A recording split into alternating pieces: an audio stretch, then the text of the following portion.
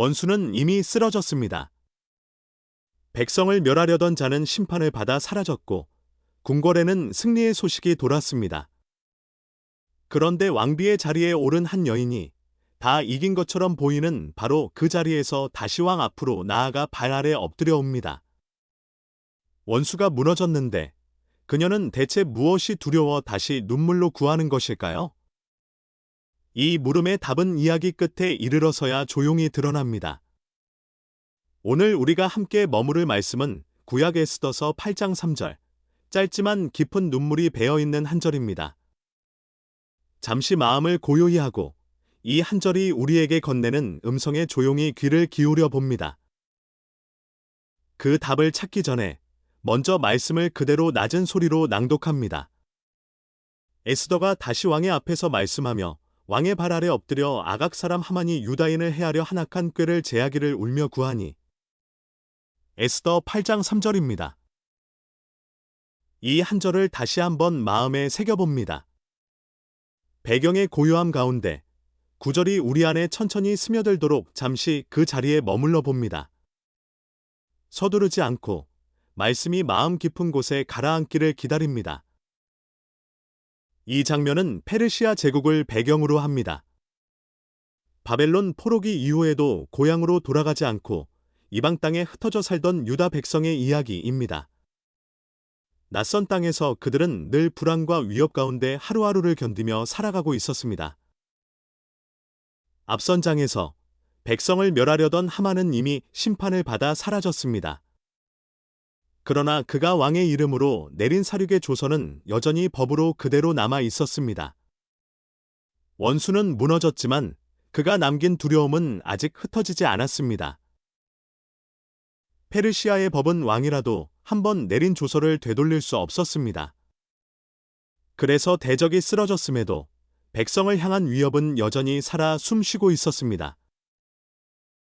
여기서 우리는 첫 번째 의미를 만납니다. 눈에 보이는 대적이 무너졌다고 해서 싸움이 완전히 끝난 것은 아니었습니다.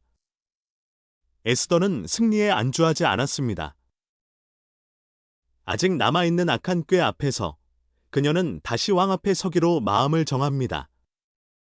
끝난 듯 보이는 자리에서도 그녀의 시선은 여전히 위태로운 백성에게 머물러 있었습니다. 안도할 수 있는 순간에 그녀는 오히려 다시 짐을 짊어집니다. 두 번째 의미는 다시, 또 한 번의 나아감입니다. 이미 목숨을 걸고 왕 앞에 나아갔던 그녀가 다시 한번 나아갑니다. 은혜를 입은 자리에서도 그녀는 그것을 당연하게 여기지 않았습니다.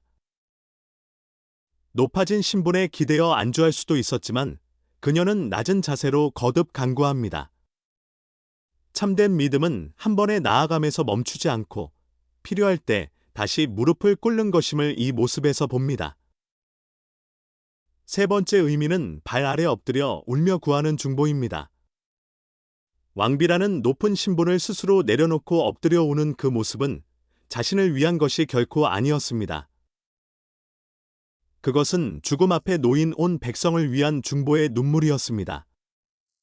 진실한 간구는 지위가 아니라 낮아진 마음과 뜨거운 눈물에서 흘러나온다는 것을 이 장면이 조용히 보여줍니다. 이제 우리 삶으로 시선을 돌려봅니다. 우리에게도 큰 고비를 넘겼지만 여전히 마음에 남아있는 두려움과 상처의 흔적이 있습니다. 승리 이후에도 쉽게 사라지지 않는 아픔이 있습니다. 에스더처럼 우리도 승리 이후에 다시 무릎을 꿇을 수 있습니다. 나 자신뿐 아니라 곁에 있는 이들을 위해 계속해서 간구할 수 있습니다. 낮아진 자리에서 흘리는 한 사람의 눈물의 기도가 때로 한 공동체를 살리는 통로가 되기도 합니다. 오늘 하루, 우리도 조용히 무릎을 낮추어 봅니다. 주님, 승리에 안주하지 않고 아직 아파하는 이들을 위해 다시 엎드리게 하소서. 낮은 마음으로 드리는 눈물의 기도를 들어주소서. 말씀을 마음에 품고 이 고요함 가운데 잠시 더 머무르시길 바랍니다. 오늘 당신의 낮아진 기도가 곁에 있는 누군가를 살리는 조용한 통로가 되기를 바랍니다.